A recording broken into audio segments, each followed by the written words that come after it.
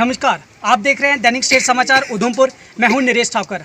दैनिक state समाचार की team जिला उधमपुर के करीब 95 किलोमीटर लड्डा बी कोठी गांव में है, जहां पर पिछले 3 दिनों से लगातार लैंडस्लाइड चल रही थी और कई लोगों को खतरे पे थे। जी, मेरा नाम सबिया है। इधर 5 मीटर के बीच में ये जा रही पार्टी है इधर, तो हम डर डर के रह रहे हैं। और जब इस तरह से स्लाइडिंग होती है तो आवाज़ आती है, आपको कैसे खाना बनाते हैं? आप चूल्हे के बैठ पर हम कैसे? इधर डर डर के ही खाना बनाते हैं। बहुत डर लगता है, इधर बैठ नहीं पाते हैं। हम इधर से भाग जाते हैं सामान लेके, तो फिर से आते हैं इधर। तो रात को कैसे रहते हैं आप? जब और रात को भी डर डर के बैठ के, रात को पूरी रात को बैठ के रहते हैं। दूसरे के घर रहते हैं, दूसरों के घर में जाके बैठना पड़ता है। बारिश थी बहुत ज़्यादा।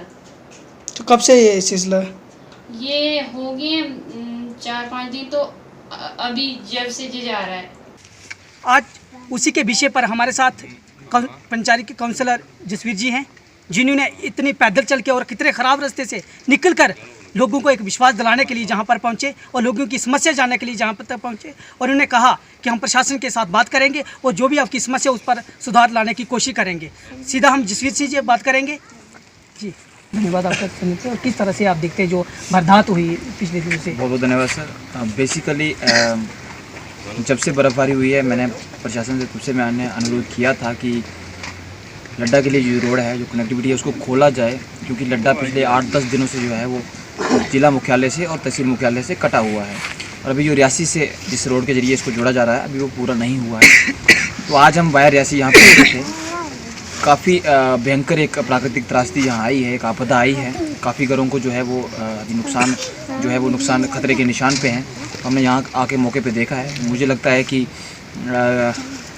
करीब 11 घर हैं जो जिला उधमपुर में पड़ते हैं, और कोई 6 या 7 घर जो जिला रियासी के अंतर्गत आते हैं। ये सब खतरे के निशान पे हैं।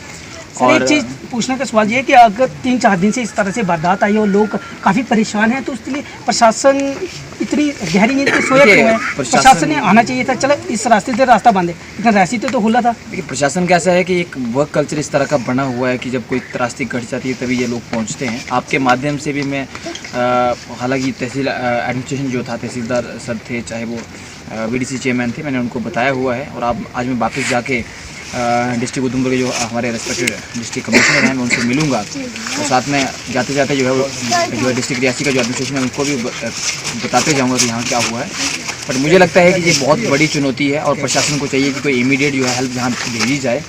हमने जो लोगों को सलाह दी है, जो खतरे के निशान पे घर हैं, उनको सलाह दी गई है कि वो अभी उन घरों में ना रहें, और लेकिन उनको तुरंत इमीडिएट तौर पर कुछ ऐसी हेल्प चाहिए कि वो अपना जो सामान है, अपना जो घर है, उसको कहीं ना कहीं जो है उसको शिफ्ट कर सकें और अपना जो रोज़मर्रा की ज़िंदगी जो है। सर, हमने देखा कई घरों के जो है उनको खाली करने के लिए इस टाइम भी प्रशासन का काम बनता था कि उनको खाली करवा दें, लेकिन वैसे के वैसे पड़े हैं और लोग वहाँ पे खाना बना रहे हैं। हमें देखा कि उस तरीके से प्रशासन अभी तक 3-4 दिन हो गए और किस तरह से काम करेगी, क्या प्रशासन का? देखिए, 2 दिन हो गए हैं, मैंने तहसील एडमिनिस्ट्रेशन को इन्फॉर्म कर दिया था कि इस तरह का इंसिडेंट यहाँ हो रहा है, और अभी तक ऐसी कोई सहायता यहाँ पहुँची नहीं है। और जो पूरा जोन आता है, मैंने उनसे भी रिपोर्ट मांगी है कि ये बताएं कितने टीचर्स यहाँ लगाए हैं, कितने नहीं लगाए गए हैं। वैसे मैं जो PMGSY है, PWD है, इन सबसे रिपोर्ट मांगूंगा बारी बारी, ये बताएं कि आखिर इन्होंने पिछले 5-10 सालों में किया क्या है। और मैं आपके माध्यम से साफ बताना चाहता हूँ, जिन लोगों ने धांधली की है, सार्वजनिक तौर पर कहना चाहता हूँ, ये काफ़ी बड़ी धांधली हुई है। इसमें जिन्होंने धांधली की है उनको बख्शा नहीं जाएगा किसी भी कीमत पे।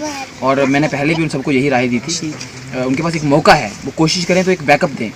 तो मैं हर कीमत पर लड्डा को पक्का रोड और यहाँ का प्राइमरी हेल्थ सेंटर, यहाँ का बेटर एजुकेशन सिस्टम, और इसको एक वैकल्पिक रोड जो रियासी को इससे जुड़ेगा। मैं फिर बता रहा हूँ कि मैं सरप सिंह नाग जी जो हमारे यहाँ के DDC हैं विभाग के, मैं उनसे व्यक्तिगत तौर पर मिलूंगा, रिक्वेस्ट करूँगा। मैं DC रियासी से मिलूंगा, DC उधमपुर से मिलूंगा, ताकि जो है इसको वैकल्पिक रोड मिले, एक वैकल्पिक व्यवस्था मिले। और 12 महीने जो है, क्योंकि यहाँ के जब मैं शुरू में जहाँ आया था तो लड्डा के लोग कहते थे कि 6 महीने हम तो अंधेरे में रहते हैं, 6 महीने तो हम जो है वो जिला मुख्यालय से कटे हुए रहते हैं, 6 महीने तो कोई आता नहीं। मैंने कहा 6 महीने नहीं, यहाँ 12 महीने लोग आएंगे।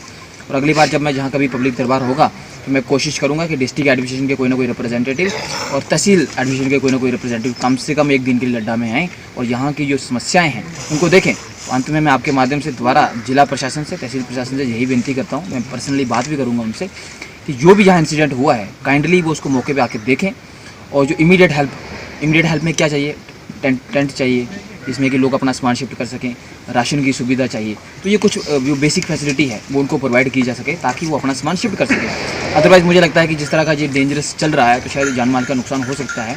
और इसी के साथ जो कोठड़ी में चल रहा है उसके साथ साथ लड्डा बी का एक एरिया है, वार्ड नंबर 1 है लड्डा बी का, तरखान कोट, वहाँ भी एक बड़ा भयंकर जो मैं वहाँ खुद कुछ दिन पहले पहुँचा था, तो इस तरह की लैंड स्लाइडिंग हो रही है, भूस्खलन हो रहा है, तो वो भी एक बहुत बड़ी चुनौती है पहाड़ी क्षेत्रों के लिए। और एक आखिरी राय मैं ये देना चाहता हूँ कि जो PMGSY है, इसका जो पैटर्न है खास करके जम्मू कश्मीर के पहाड़ी इलाकों को लेकर काम करने का, वो बिल्कुल फेल है। और कभी मुझे मौका मिला तो मैं माननीय केंद्रीय मंत्री जी से भी इस मामले में मिलूंगा। इनका पैटर्न फेल है। क्यों? क्योंकि ये रोड तो बनाते हैं, मशीनें तो लगा देते हैं, लेकिन साथ साथ में जो ब्रेस्ट वाल बांधनी है वो नहीं बांधते। उसकी वजह से होता है क्या होता है कि लोगों की बहुत ज़मीनें चली जाती हैं। और ये जो पीछे आप देख रहे थे जो लैंड स्लाइडिंग हो रही है, कहीं ना कहीं ये इसी रोड कनेक्टिविटी का परिणाम है कि मशीन ने तो खुदाई कर दी, लेकिन उसके साथ साथ जो इनको ब्रेस्ट वाले लगानी थी वो उन्होंने लगाई नहीं, क्योंकि उसमें पैसा लगता है, जबकि प्रोविज़न तो है पर ये लोग लगाते नहीं। ये बहुत बड़ी धांधली है और आने वाले टाइम में मैं कोशिश करूँगा कि ये चीज़ इसको रिपीट ना किया जाए। तो ये थे DDC काउंसलर जसवीर जी।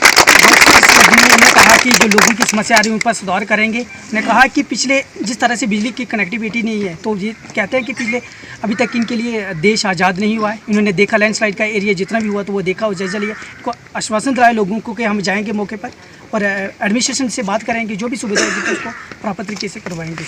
आप देखते रहिए दैनिक समाचार।